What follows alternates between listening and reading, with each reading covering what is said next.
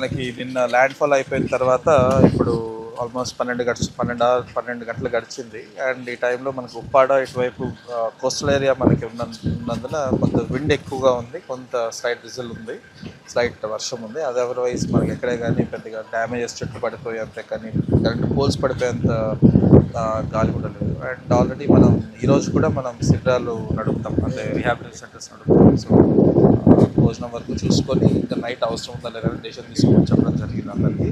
And దాదాపు మీకు తెలిసినట్టుగా నిన్న మొన్న ఆల్మోస్ట్ 20-25 మంది కూడా తినడం జరిగింది డిస్ట్రిక్ట్ వైడ్.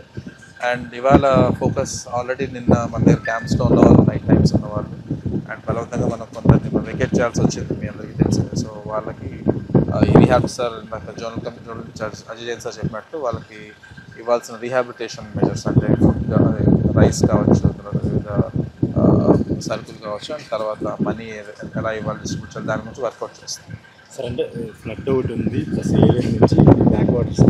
సో ఇప్పటికైతే మనకి ఫ్లడ్ గురించి భయపడే సూచనలు ఇంకా కనపట్లేదు. మనకి వర్షం ఒకవేళ రంపచోడవరం దగ్గర ఎక్కువ పడి మనకు ఆ నీళ్ళన్నీ మనకి ఏలేరుకు వచ్చే పరిస్థితి ఉంటుంది. కాబట్టి రంపచోడవరంలో వర్షం ఇవాళకైతే బాగానే ఉంది. ఇవాళ నేను చూసాను కొంత 2.2 సెంటీమీటర్, అంతా కలిపి 2 సెంటీమీటర్ లోపలే ఉంది.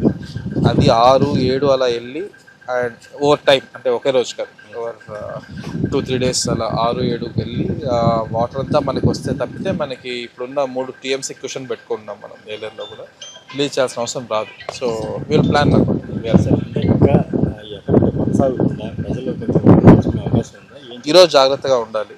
సో మనం ప్రతిరోజు చెప్తున్నట్లే 27, 28, 29 జాగ్రత్తగా ఉండాలి. ఇవాళ అందుకే స్కూల్స్ కూడా హాలిడేస్ ఇచ్చేస్తున్నాం. సో దయచేసి ఇవాళ మాత్రం బయటకు రాకండి. సో ఇవాళ నైట్ పరిస్థితి చక్కదిద్దుకున్న తర్వాత రేపు మార్నింగ్ నుంచి యాజ్ యూజువల్ కార్యక్రమాలు స్టార్ట్ చేసుకోవచ్చు. ఎన్యూమరేషన్, రెస్టోరేషన్ సంబంధించి ఇవాళ స్టార్ట్ చేస్తాం. సో ఇప్పుడే జియోస్ వచ్చాయి, దానికి సంబంధించి ఎలా స్టార్ట్ చేసి టీమ్స్ వేసుకోవడం జరుగుతుంది. కొంచెం వెదర్ సహకరించి కొంచెం వర్షం తగ్గితే ఎన్యూమరేషన్ టీమ్స్ కూడా ఫీల్డ్ మీద స్టార్ట్ అవుతుంది. Thank you. హలో, తెలుగు రాజ్యం ఛానల్ చూస్తున్నారా? సామాజిక, రాజకీయ, జీవన చిత్రణే తెలుగు రాజ్యం. అతిశయోక్తులు, అసత్యాలు ఉండవు. రాజకీయ కోణం కాదు, ప్రజా కోణమే కొలబద్ద.